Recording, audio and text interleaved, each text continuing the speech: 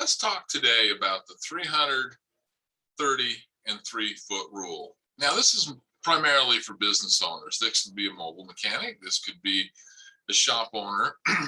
This could even relate down to a lot of what mechanics are doing with their bay and the environment that they're in.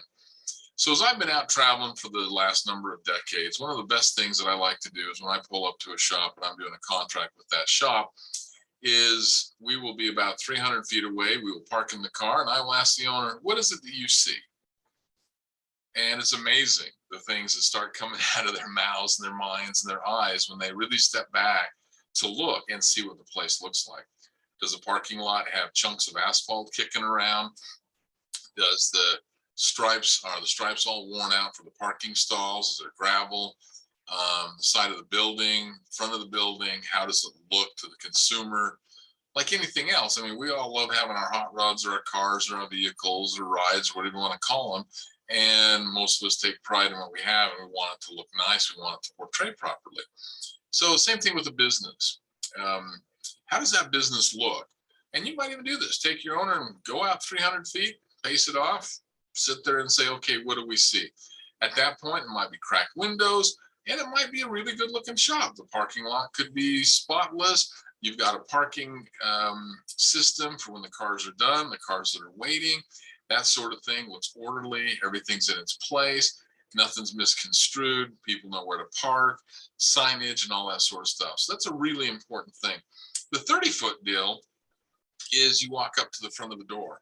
Now, when you walk up to the door, you're looking at it. Fingerprints, grease prints, dirty footprints. Some of us live in the areas where we get snow during the winter, which creates all sorts of issues to keep clean during the course of the day. A lot of businesses will do paintings on their windows if they're tire stores and lube shops and things like that during the holidays and all of that. And then maybe in the end of January, February, they haven't taken them off. They're still there, or Halloween's still there during Christmas time. That's that 30-foot impressions when that customer walks to the front of that store. Now, what are they seeing? Is it orderly? Is it clean?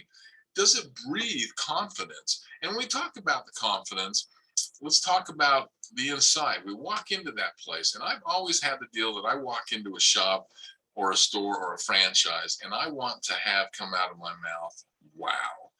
And I'll be honest with you, I've done thousands of repair shops, and that's only happened probably less than 12 times. But when it does, I'm just excited at all ends just to work with that customer, work with that shop, and work with the team, because that's what builds your value. That's instills where everything is of what you do. Same thing with you walk up to the counter. How does the counter look? Is it all cluttered? Does it have greasy rags on it? Is there a hub sitting on there, a dirty bearing, transmission parts, things like that? Your customers don't want to know that. They don't want to see that. You know, we catch a lot of crap sometimes for the way we portray things and all of that, like certifications and all of that. But you know what? We're doing this to educate owners and educate mechanics that this is what the consumer wants to see. What you think you want them to see or what you think's okay with them isn't always okay with them. We need to pick up our pace on that. I've gone into places that a coat of paint would have made a big difference. I've been in places where a coat of paint did make a big difference. When we built our drivability shop 25 years ago, there wasn't a toolbox to be seen.